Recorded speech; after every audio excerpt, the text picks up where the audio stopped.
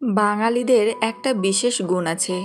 নিজের ছেলে মেয়ের খোঁজ খবর না রাখলেও অন্যের ছেলে মেয়ে কে কোথায় কী করছে তার খবর ঠিকই রাখবে।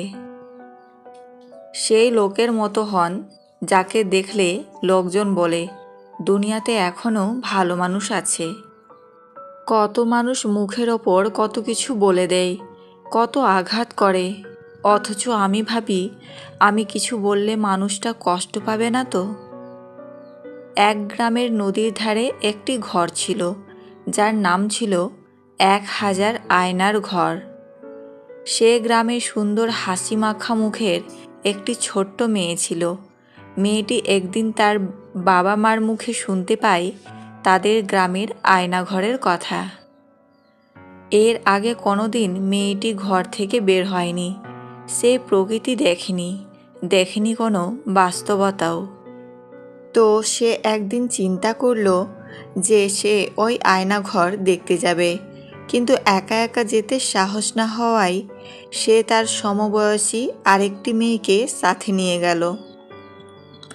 আয়নাঘরের সামনে হাজির হয়ে প্রথমে মেয়েটি ভাবল যে আগে সে ওই ঘরে ঢুকবে, আর সব কিছু দেখে সে বাইরে এলে তবেই ওই দ্বিতীয় মেয়েটি ঢুকবে। কথা মতো প্রথম মেয়েটি ওই ঘরের ভেতর ঢুকলো। ঘরে ঢোকার সাথে সাথে আশ্চর্য সব রঙিন কারুকাজ দেখে মেয়েটির মুখ আনন্দে ভরে গেল। মেয়েটি দেখল সেখানে ঠিক তার মতো দেখতে আরও 1000 মেয়ে হাস্যোজ্জ্বল মুখে তার দিকে তাকিয়ে রয়েছে। সে যা করছে বাকিরাও তাই করছে। মেয়েটি এবারে সব কিছু দেখে অনেক মজা পেয়ে বাইরে চলে এলো এবং তার সাথীকে সব খুলে বলল এবং বলল যে এমন সুন্দর জায়গা আমি আগে কখনো দেখিনি। সুযোগ পেলেই এবার থেকে আমি এই জায়গায় চলে আসব। সব কথা শুনে এবারে দ্বিতীয় মেয়েটি কিছুটা ভয় ভয় মন নিয়ে ঘরের ভেতর ঢুকলো। ঘুরতে ঘুরতে আতঙ্কিত মনে সেও এবার সেই 1000 আয়নার ঘরে প্রবেশ করলো। ঘরে ঢোকার সাথে সাথেই মেয়েটি ভয় পেয়ে গেল। ভয়ে মুখ ফ্যাকাশে হয়ে গেল, আতঙ্কিত হয়ে উঠল চোখ।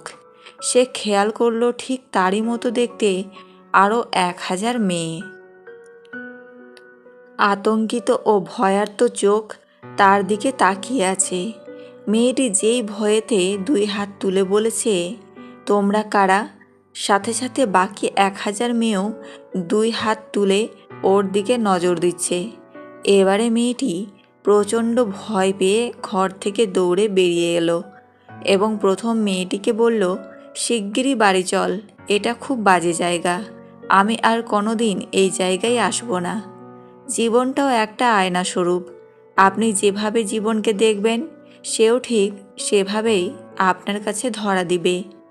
রাগ আর ঝড় দুটোই একরকম, ভেঙে যাওয়ার পরে বুঝতে পারা যায় কতটা ক্ষতি হয়েছে।